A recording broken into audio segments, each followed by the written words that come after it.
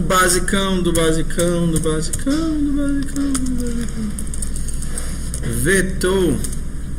Vetor é uma estrutura linear de dados, onde todos os elementos são colocados de forma sequencial e são acessados por índice. Vetor em C, o tamanho tem que ser controlado por fora, porque o tamanho não fica integrado na estrutura. Então, você tem várias formas de criar um vetor. A primeira seria essa: int vet 4. Então, vet é uma estrutura chamada vetor, onde cabem 4 inteiros. Tá vendo? A segunda forma de fazer isso é inicializando o vetor logo de cara. Int vet 2. Assim, né? 4, 3, 2, 6. Segunda forma de fazer isso. Terceira forma de fazer isso. 5, 4, 7, 8, 9. Qual das duas vocês acham que é melhor? Linha 7 ou linha 8? O problema da linha 8 é que você tem redundância, e toda redundância é ruim.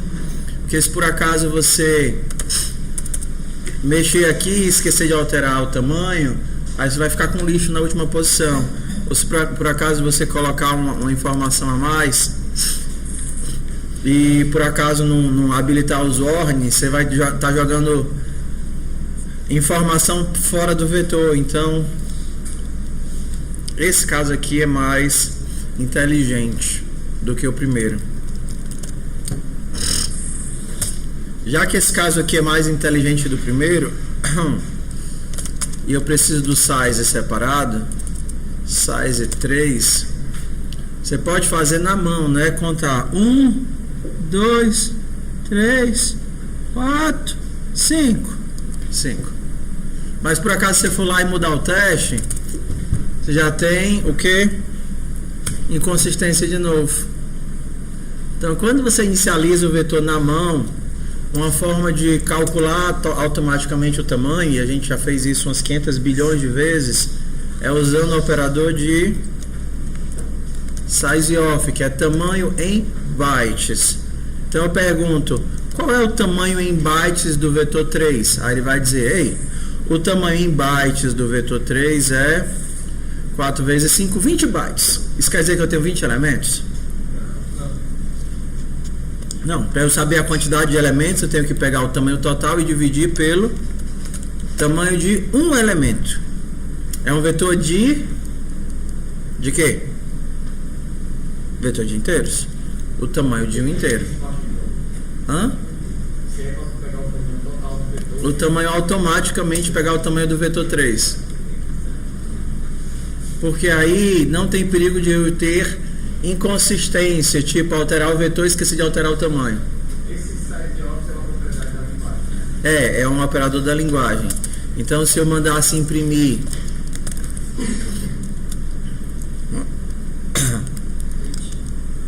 printf, se eu mandasse imprimir o sizeof de um int, na minha máquina seria 4. Sizeof de um char, 1 byte. Sizeof de um double, 8 bytes, sizeof de um ponteiro, 8 bytes, e por aí vai. Se, por exemplo, tem um struct, que a gente viu semana passada, né? Ontem, não foi? Type def struct pessoa tem um... é a linha da maldade, né? Tá. Identidade, code, altura. Qual seria o sizeof de pessoa? Quantos bytes tem em pessoa? O tamanho da estrutura, aqui são 8, porque todo endereço são 8. Aqui são 4. Aqui são 4. Então a estrutura pessoa ocupa na memória quantos bytes? 16 bytes. É o operador que calcula o tamanho das coisas. Tá? Então, Terceira forma de inicializar um vetor. Quarta forma de inicializar um vetor. Você não pode fazer isso, ó. Lembra do vet1 que eu criei lá em cima? Vet1 recebe. Você não consegue fazer isso, porque esse tipo de modelo de inicialização, que a gente chama de inline, né, dentro da linha, ele só serve para inicialização. Só inicialização. Ele não dá para fazer atribuição. Então isso daqui é errado.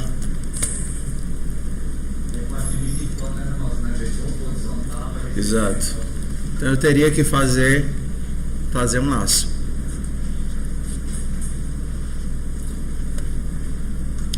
Outra coisa, como é que a gente normalmente faz no Moodle? No Moodle você primeiro tem que saber quantos elementos você vai carregar no teu vetor, porque na entrada de dados eu posso ter vários tipos de elementos. 2 elementos no vetor, 10 elementos no vetor, 50 elementos no vetor. Então normalmente a gente faz isso. A gente cria uma variável size. Depois a gente lê quantos elementos vai ter no vetor.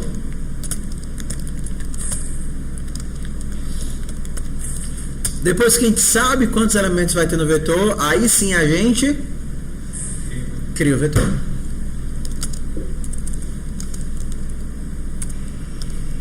Cria com tamanho, size. Aí pra printar. Aí depois você tem que ler os elementos, né? Os elementos não estão no vetor. Aí você faz o seguinte, faz de conta que são 10 elementos. Aí você vai fazer o seguinte, você vai fazer o primeiro elemento, eu vou colocar no endereço de vet0. Aí o segundo, vet4, né? Aí o segundo elemento vai para onde? Endereço de... Aí depois você lê o terceiro e vai para onde? Aí você faz isso mais 10 mil vezes, né? Não. Não faz sentido. Você tem que ler 10 elementos. Você vai ler de um por um. Não, você bota no laço.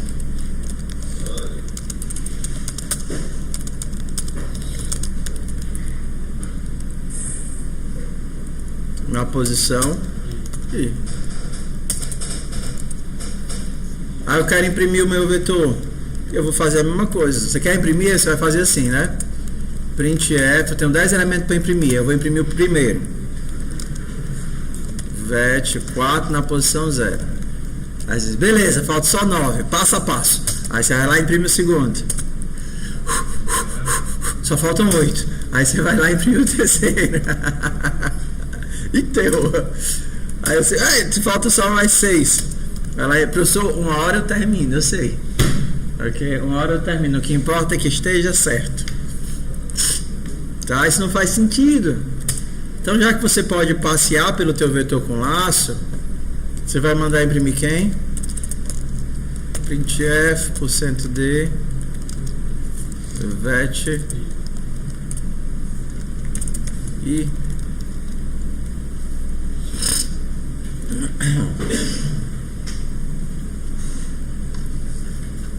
quando você está testando no seu computador, né, sem ter que ficar rodando no Moodle, esse caso aqui às vezes é melhor, é mais fácil, porque você não tem que toda vez que for rodar digitar tudo de novo.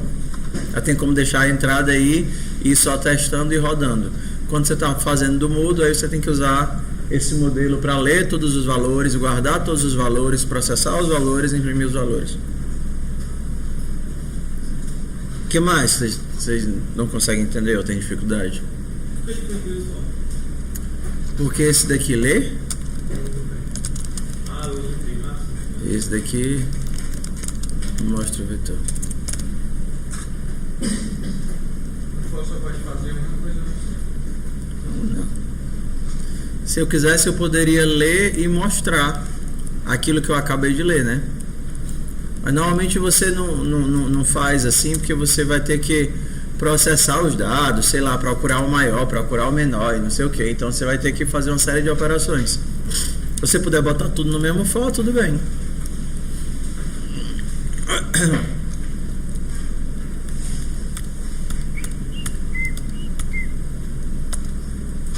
E aí, bora mais, o que mais?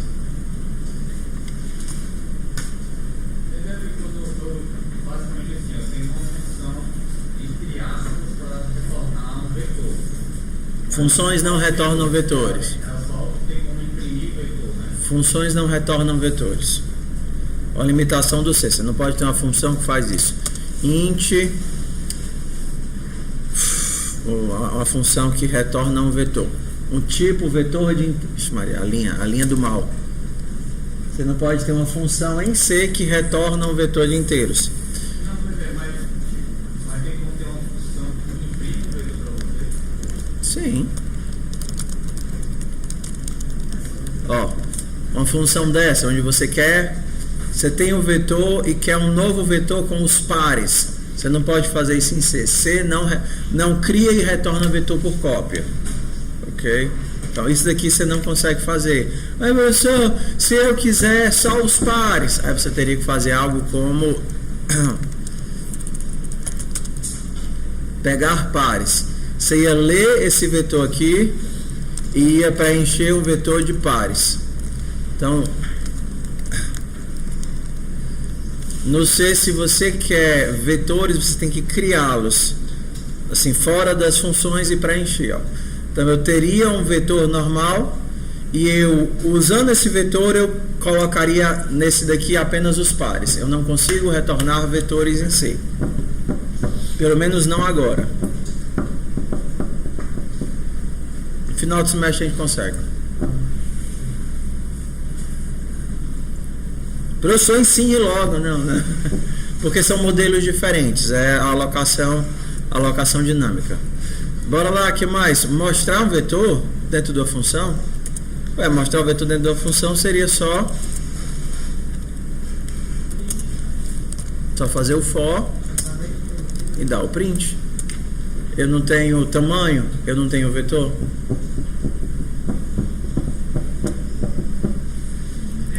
Diz. Eu posso deixar várias funções assim, básicas, que eu sempre uso pontos, tipo, sempre deixar uma função salva de mostrar o vetor e uma para escanear?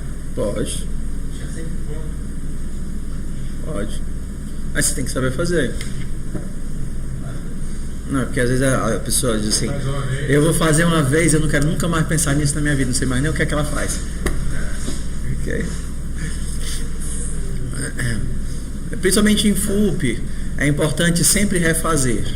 Então, eu já fiz isso uma vez, faz de novo, porque vai ficando cada vez mais automático e instintivo.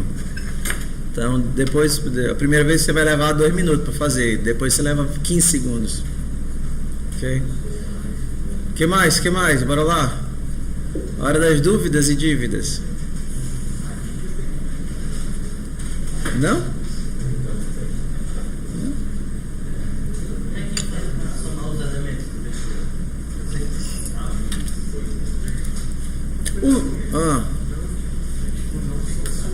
Você trabalhar em geral com elementos específicos que estão dentro do vetor. Tá. Querido, cada processo diferente num vetor é uma lógica diferente. Cada questão daquelas que vocês fazem, ele é uma pequena peça de quebra-cabeça. Vocês têm que entender aquela técnicazinha, e aí vocês vão aplicar aquela técnica outros bilhões de vezes na vida. Então, somar todos os elementos no vetor. Tudo bem. Então aqui eu tenho um laço, ó. Meu laço para percorrer todos os elementos do vetor. Aqui todos. Então, se eu quero somar todos os elementos, eu vou ter que guardar a soma em algum lugar. Se eu quero somar todos os elementos do vetor, eu vou percorrer o meu vetor e guardar o valor na soma.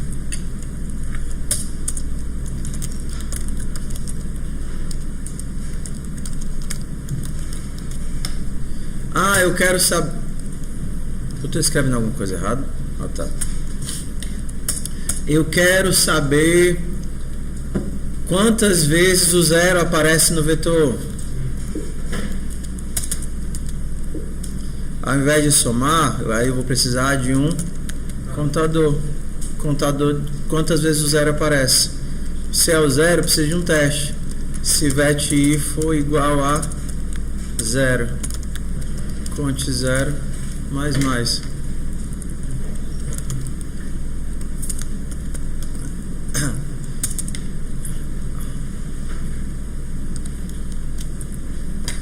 Eu quero, sei lá, fazer o quê? Eu quero imprimir o vetor ao contrário. Então, não existe mágica. Existem um monte de técnicas. Size menos 1. I maior ou igual a 0. I menos. Quero imprimir o vetor ao contrário. Printf, %d, vet4 na posição I. Professor, mas como é que eu vou aprender todas elas? De uma por uma. Não tem mágica, você vai ter que aprender de uma por uma. Você vai ter que fazer os exercícios de um por um. E cada exercício que você faz é a nova peça do quebra-cabeça.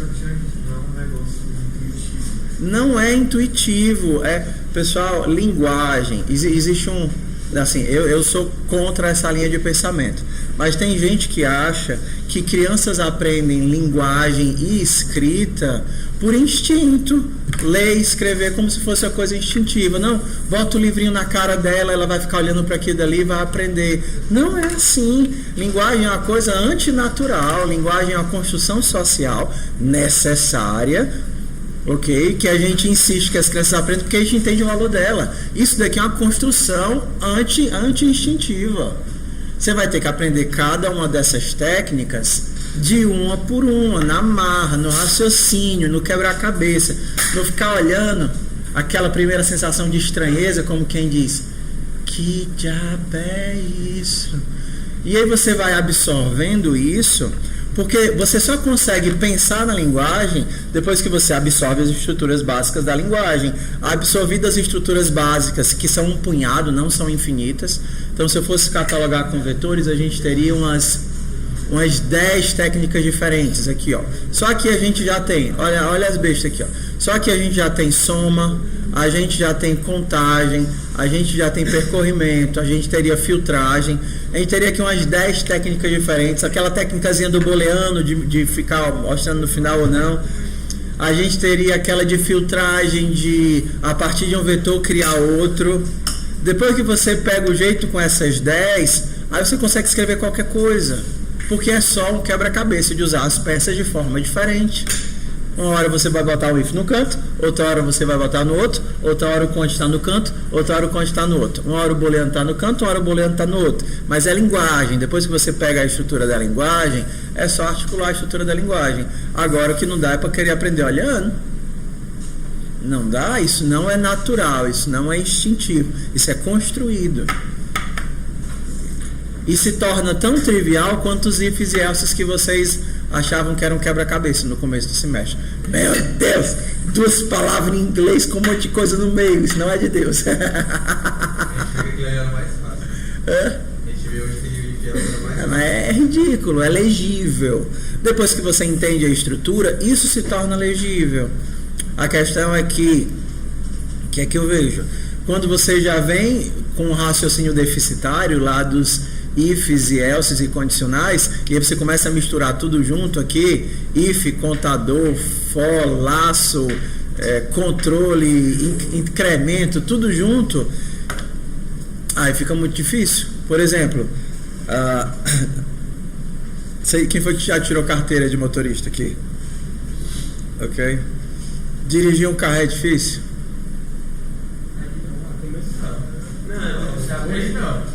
Hoje, mas por que hoje não é? Porque é instintivo. Você pratica tanto que você não tem mais que pensar. Eu empurro a marcha antes ou depois de pisar na embreagem? Tô na dúvida, vou testar. Eita porra! Não existe mais isso. Mas alguém vai te dizer, não, senta aí e começa a apertar os botões que tu sai andando. Isso daí é instintivo. Existe isso? Não, em hipótese alguma, é construído. É criar o hábito. É que nem andar de ré. Vocês só andam pra frente ou vocês têm necessidade de andar de ré? Depois que você... A primeira vez que você vai tentar dar uma ré você fica meio pirado com o lance da direção contrária, né? Que você vira para um lado e vira para o outro. Então tem que ser um negócio completamente consciente, aquele negócio assim, meu Deus, que técnica nova é essa? Que agora eu tenho que girar para o contrário. Então existe uma ilusão muito grande que linguagem é aprendizagem por osmose. Não é. É por observação consciente, absorção consciente das estruturas internas e depois construção. Linguagem não é osmose, da mesma forma que dirigir não é osmose. Ninguém aprende a dirigir olhando. Não existe. Só se for em filme. Né? Ninguém sabe qual dos 3 botões apertar por osmose. Dos 3 pedais. Ninguém sabe a lógica das marchas por osmose. Principalmente quando a ré, cada ré de um carro é de um canto diferente. Entendeu? Toda vez que minha mulher entra no carro novo, ela me liga, amor, como é que eu dou a ré? Meu Deus, que ela não veja isso. Tá gravado. Tá gravado. Mas é horrível. Uma vez eu entrei no carro. Ixi, eu tô atrapalhando a aula, desculpa, pessoal. Tô atrapalhando a aula. Mas é porque às vezes a gente tem a ilusão de que vai ficar olhando e, meu Deus, são tantas coisas diferentes, não vou aprender nunca. Vai não mesmo. Vai não, ficar só olhando os outros dirigirem, não vai. Cada coisa dessa é uma peça dentro da engrenagem do quebra-cabeça. Então, a primeira vez que você olhar para um contador, ele vai ser estranho, porque você vai ter que ficar pensando, por que esse bicho está aqui? Depois que se torna consciente, depois que se torna inconsciente, é só mais uma peça de articulação. Cada algoritmo que você vê é uma peça de articulação. Cada coisa nova que você resolve é uma peça de articulação. Até o ponto que você vai olhar para a questão do Moodle, não vai precisar nem fazer nada. Você olha para ela e diz, eu sei fazer. Nunca fiz, mas eu sei fazer, porque é igual a outra. Ou igual a aquelas outras duas. Ou então eu conheço as técnicas. Eu lembro da vez que eu fui tirar uma Ranger, algum desses carros, e eu não consegui achar a marcha, eu tive que ligar pro dono, porque ele disse, ei, não sei o que, ele traz o carro, e aí eu achava que ficou em tal canto, e aí eu não consegui, eu fiquei procurando em todos os botões, na marcha, aí eu liguei, macho, em nome de Jesus, me diz, como é que eu dou a ré nesse teu carro? Ele disse, embaixo da direção tem um negocinho que você puxa. A ré não era no câmbio. A ré não era no câmbio. Pense no design, né? Design avançadíssimo. Tudo bem? Se outro dia. Agora, se eu não achar no câmbio, hoje, com essa informação e com essa experiência, se eu não achar no câmbio, eu vou sair procurando no painel. Você tem alguma coisa para clicar? Ok? Tudo bem, pessoal. Então você que não sabe nada de vetores, só tem uma forma de aprender. Primeira coisa, ler o vetor. Segunda coisa, imprimir o vetor. Terceira coisa, fazer aqueles exercícios básicos de contagem. Terceiro, fazer os exercícios básicos de filtragem. Aí quando você já domina tudo isso, aí você vai para as atividades de vetor auxiliar. E aí atividades com booleano de controle e blá blá blá e etc. E depois vai para laço dentro de laço, for dentro de for, mas tem que ser uma coisa por vez. Então a gente chega naquele ponto da disciplina que a gente divide quem consegue entender o que eu digo para quem não consegue entender o que eu digo. E quando pega um exercício como por exemplo daqueles qual foi o que a gente fez? Das bolinhas de gude viciada. Lembra das bolinhas? Não, do bingo que você tinha que contar quais elementos se repetiam mais. Pronto, um monte de gente viajou ali e não entendeu nada. Ou até entendeu, mas não tem nem chance de conseguir fazer de novo. Ok? Então, vamos nós, pessoal, vamos nós. Então, eu vou passar uma atividade para vocês agora, tá certo? Terminou? Sucesso! Vou passar a atividade para vocês ficarem brincando agora. E aí eu vou passar de cadeira em cadeira para ver o que foi que vocês já fizeram no Moodle e o que foi que vocês, quem vai apresentar o Blackjack para ver o Blackjack de vocês. Ok? Então, se vocês ainda não fizeram nada, eu quero que vocês façam a seguinte coisa. Então, o nosso objetivo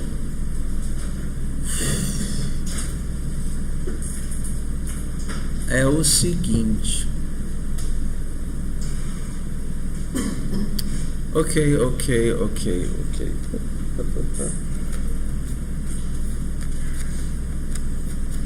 Bora botar uma aqui bem legal.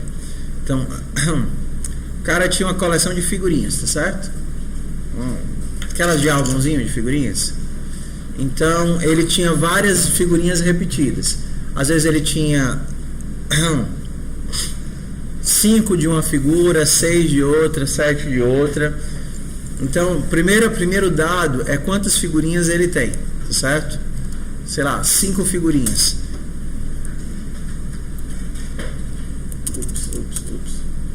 Então, a entrada é a quantidade de... não é a quantidade de figurinhas, é a quantidade de figurinhas diferentes. Ok? Então, a entrada é a quantidade de figurinhas diferentes. E depois, em cada linha, o número da figurinha e o número da figurinha e o índice da figurinha e o número de repetições, o número de quantas cartinhas repetidas, né? E o número de repetidas. Não, porque é assim, ó. Ele tem 5 figurinhas. Da figurinha 1, ele tem 3 cópias. Entendeu? 3 cartinhas da figurinha 1. Da figurinha 3, ele tem 2 cópias. Da figurinha 5, ele tem 8 cópias da figurinha 5. Da figurinha 8, ele tem 3 cópias. E da figurinha 9, ele tem 1 cópia. Eu não estou conseguindo expressar isso daqui porque são números, mas as figurinhas elas não têm um número, ok? Então o primeiro número esse valor é o número da figurinha, a figurinha 1. Só que ele tem quantos repetidos da figurinha 1? Ele tem 3 cards iguais da figurinha 1. Hã? Tá? Ó, ele tem 5. Não é que ele tenha 5 figurinhas, no total ele vai ter quantas figurinhas? 3, 13, 16, 17 figurinhas, ok? São 5 diferentes, tá? São 5 diferentes, ok?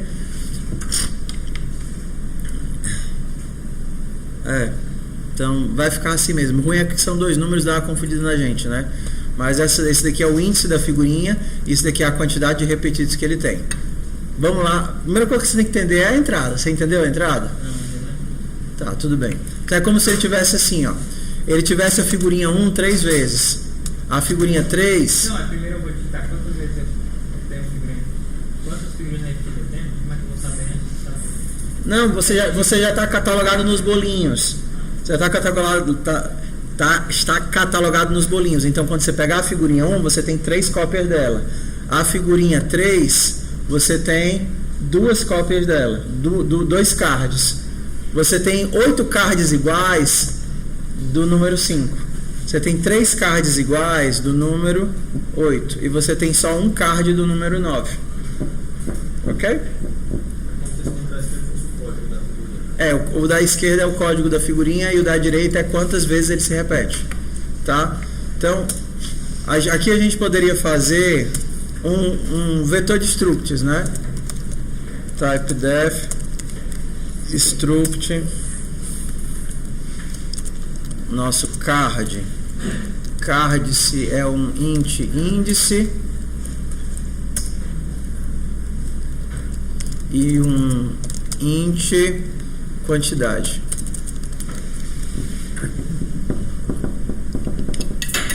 Tudo bem, índice e quantidade. Tudo bem?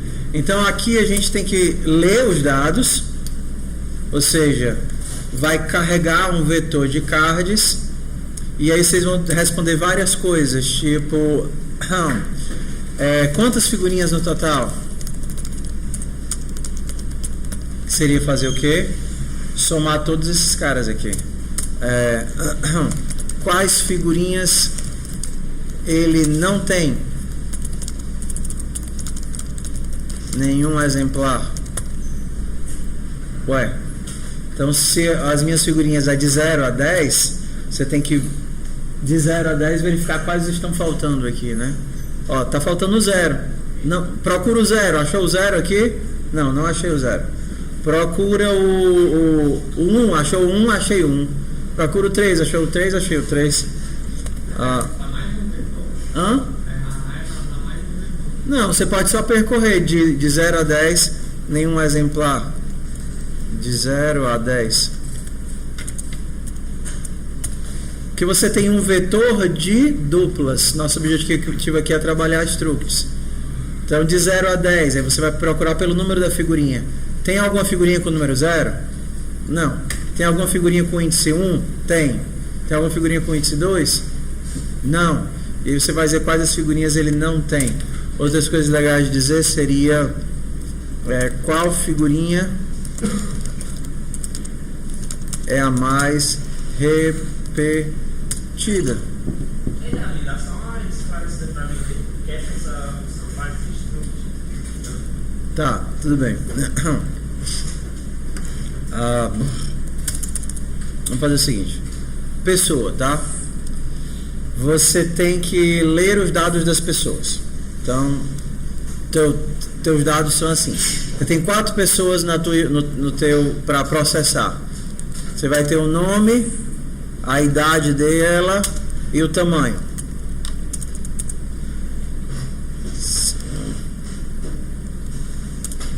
Aí você vai ter o nome, a idade e o tamanho. Nome, idade, tamanho. Nome, idade, tamanho. Tá vendo? Várias estruturas. Como é que eu salvo isso daqui?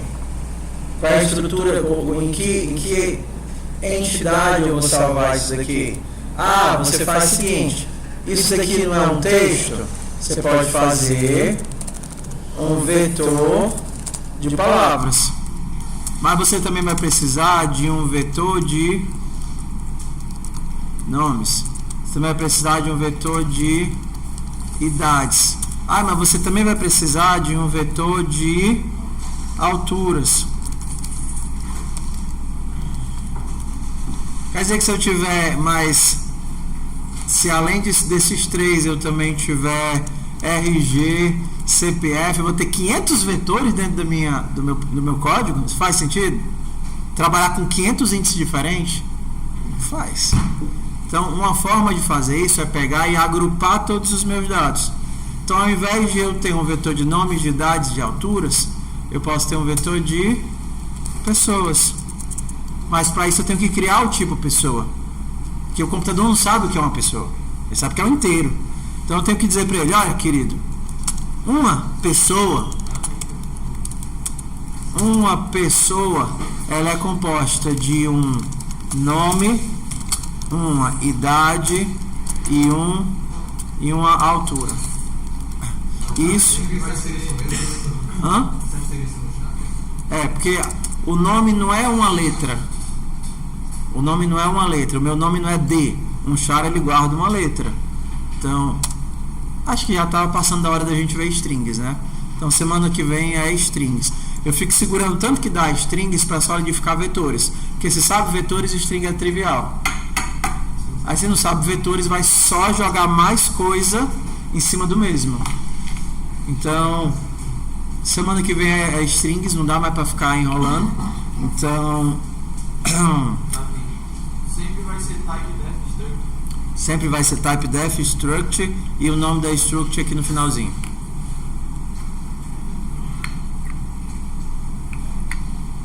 Tá. Tem outra forma de fazer. Tudo bem? A outra forma é assim, ó. Struct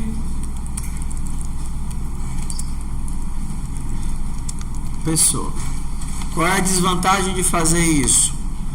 Toda vez que você for usar uma pessoa, você teria que fazer assim, ó. Ao invés de fazer pessoa Davi recebe. Lembra da inicialização? Davi, 43 anos, 1,60. Se você está escrevendo dessa forma, sem o typedef, com pessoa no começo, você vai ter que carregar a palavra junto. Então, sempre que você for criar uma pessoa, você tem que criar uma pessoa utilizando o nome.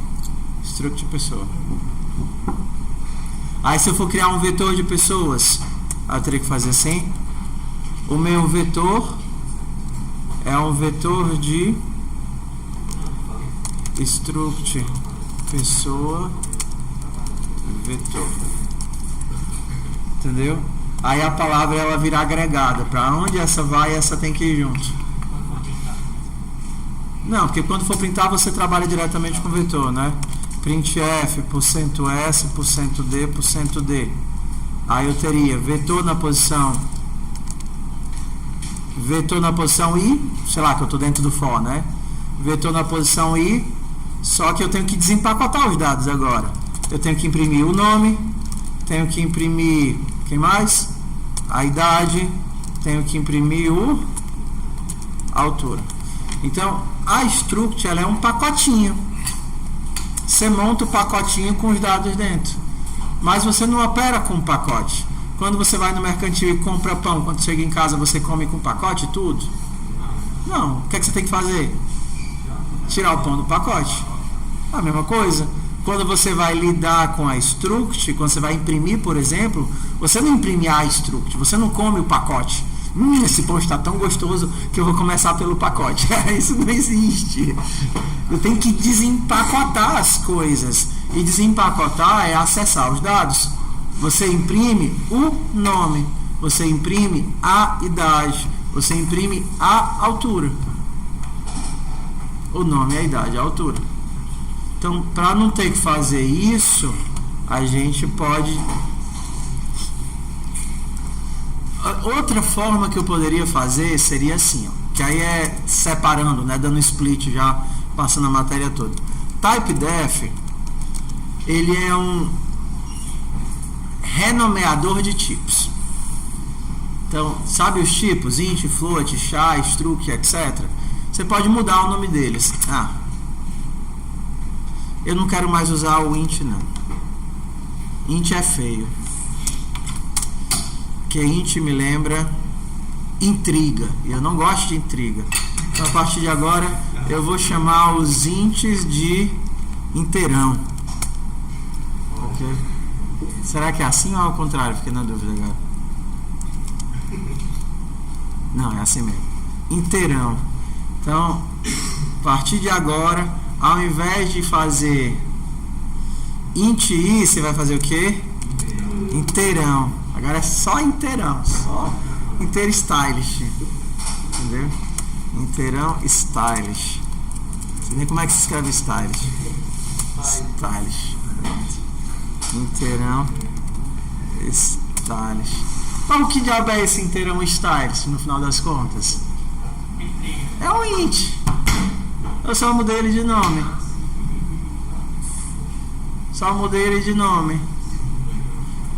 Inteirão stylish. Lembra que eu disse que isso daqui era um struct pessoa? Fazendo assim, você poderia fazer, ó, typedef. Ao invés de ficar escrevendo struct pessoa, eu vou só escrever s pessoa. Então, ao invés de ficar fazendo struct pessoa, eu vou fazer só o quê? S pessoa. Para não ter que fazer isso em duas etapas, tá vendo aqui, ó? Duas etapas, você pode empacotar as duas num golpe só, que é fazendo como? Botando o typedef antes e botando o nome pro final. Então, né? Ou então assim como vocês poderiam encontrar em alguns locais, né? Você bota um underline aqui só para mudar o nome pessoa. Ou então juntando tudo num golpe só, você faz o quê? Typedef struct pessoa. E aí você não precisa disso. Mas esse aqui também você pode tirar se quiser. Entendeu? Uma forma de compactar. Você cria a estrutura de dados e você define que, ao invés de ficar chamando struct de pessoa, struct de pessoa, struct de pessoa, você vai nomear isso como um tipo chamado pessoa. O que você está fazendo é criando um tipo aqui anônimo, porque ele está sem nome aqui, mas esse tipo aqui você vai chamar como pessoa. Mas o inteirão style está funcionando ainda, né? Então, professor, eu posso fazer todos os meus fors com o inteirão stylist? Pode. Eu vou ser aprovada? Vai. Exame de loucura, né?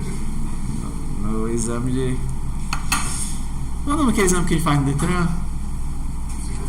Psicotécnico. Eu lembro do meu psicotécnico. Disseram pra mim... que o carro não pode desenhar a casa no tempo chão. Foi. Disseram pra mim, mano, no psicotécnico você pode fazer quase qualquer coisa, menos desenhar faca, sangue e carros de alta velocidade. Tudo bem, tudo bem. Aí eu fui com esse pensamento, né? Aí tudo que a pessoa me mostrava, eu pensava em facas, sangue, carros de alta velocidade. Você vai, mas com o Inception aqui na cabeça, aí você vê umas gotas descendo. Meu Deus, isso é sangue. Aí o que é que você tá vendo? Chuva. Horrível quando você vai com o negócio na cabeça. Ai, meu pai. Até hoje eu não sei se eu passei de verdade ou enganado. Brincadeira. Só pra gente sossegar um pouco. Não, mas é verdade. Assim, eu tô brincando na hora da aula, mas é verdade. Pedi pra desenhar o carro atrás do muro, desenhar só o muro, viu? Pois é. Aí ela diz, e o cara? Eu disse, é porque eu tô fazendo na visão do Superman, meu bem. Vamos lá, pessoal, vamos dar sequência aqui. Já são 9h11. A gente ainda tem 1 hora. Mais alguma dúvida, dívida? Não, né? Então,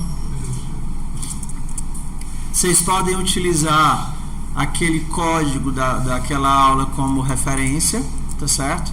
Porque no código da aula 9, vai da aula 8. Não, semana 9, episódio 1. A gente vai lá, cria struct, lê a struct. Você pode ir seguindo lá aquele modelinho. Criar struct, ler a struct, fazer o for. Ixi, tirei as perguntas. Tirei as perguntas, foi? Ai, não, é porque tá em cima. Tudo bem.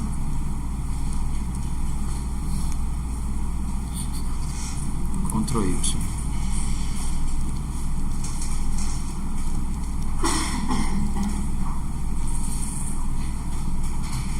Tudo bem, struct? Tu que tinha me perguntado, não foi? Tá? Então bora lá? Deixa eu ver vocês. Usa a figurinha, olha. Usa o código da aula 9, episódio 1. E aí você vai fazendo pedaço por pedaço. Primeira coisa, lê os dados. Ó, um erro que vocês fazem o tempo todo e que eu já pedi para não fazerem milhões de vezes. 2 erros que são assim de um amadorismo gigante. Primeiro, por favor, preste atenção, é não compilar com menos o all. Aí o teu código fica um monte de besta, warning, e fica dando errado e você não sabe por quê. Tudo bem? Então, não. O primeiro erro é não compilar sem o all. E o segundo é fazer um monte de coisa sem testar. Você faz um monte de código e depois vai pensar em corrigir. Não é assim. Não é assim. Primeira coisa, lê os dados e vê se leu direito. Aí depois você imprime para ver se você conseguiu ler correto. Aí depois que você imprimir, você começa a fazer o processamento. Então esse lance de escrever tudo para corrigir não é inteligente. Depois que vocês souberem bem da matéria, vocês podem fazer tudo sem corrigir, sem testar passo a passo. Mas todo o processo de aprendizado é passo a passo. Faz e olha, faz e olha, faz e olha, testa, faz e olha.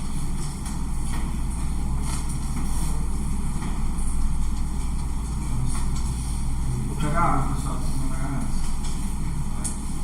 Aí eu volto já. Então quem tem o Blackjack, deixa já aberto. E os outros que não estão fazendo o Blackjack, vocês abram o Moodle E se não marcaram, cliquem naqueles breguecinhos do lado. Tem os breguecinhos para mostrar quais as questões que vocês fizeram? Sim. Só que Jack fez todo mundo Não, eu sei, mas estou falando assim. Quem vai apresentar o Blackjack, deixa o Blackjack já aberto em alguma aba. Quem não vai apresentar o Blackjack, abre o Moodle e clica nos coisinhas, porque é mais fácil a gente ver o que, é que vocês sabem e o que, é que vocês não sabem. Mas que está fazendo pode mostrar o que é isso. Só pegar.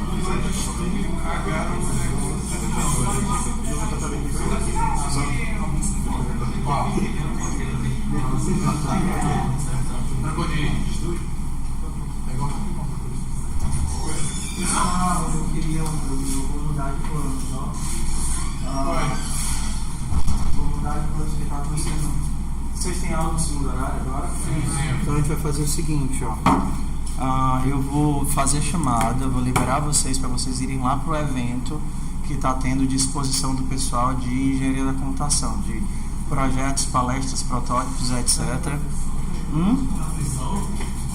Não é aqui na multiuso, tá certo? Na multiuso, que são os vários projetos de embarcados, etc. E que assim é muito triste, eu digo como orientador, quando a pessoa chega no final do semestre, ele vem atrás de pedir orientação e eu pergunto, e aí, o que foi que você se identificou, gostou de fazer, tem interesse de fazer no mercado, então pesquisar? Aí ele diz, nada.